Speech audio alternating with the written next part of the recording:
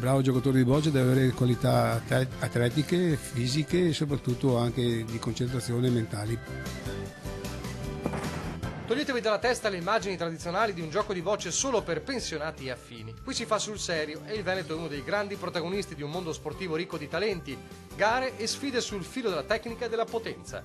Sabato al via il campionato di Serie A1 per la Federazione Italiana Bocce, che nella nostra regione conta un esercito di atleti appassionati. Abbiamo 6.500 tesserati, soci e agonistici, abbiamo una buona attività giovanile, femminile e poi facciamo tantissime manifestazioni durante l'anno. Sono giocatori che vanno anche a rappresentare la nostra nazionale e quindi siamo molto orgogliosi del lavoro che stanno facendo i nostri tecnici e le nostre società. Gare al via dunque per entrambe le specialità della disciplina, la classica raffa e le bocce al volo. E il Veneto può contare su squadre di altissimo livello.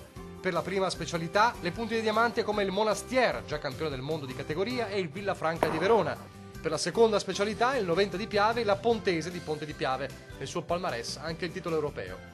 Uomini e donne, uno sport senza barriere e che negli anni ha vissuto una grande trasformazione. Sulla raffa è cambiato che abbiamo messo i campi sintetici, quindi abbiamo i campi veramente all'altezza della situazione, quindi non sono più i campi che avevano una volta quando si giocava così, tanto per dire con l'ombra, ma adesso sono campi tecnicamente importanti.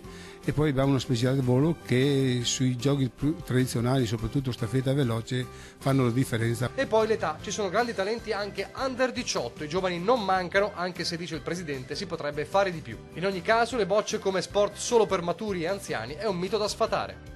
Sfatiamo questo mito ma non lasciamo perdere il sociale, perché noi siamo molto attenti anche al sociale, quindi abbiamo lo sport chiamato così per tutti, quindi tutti i nostri anziani, tutti i nostri giocatori possono giocare tranquillamente a bocce con la partita tradizionale.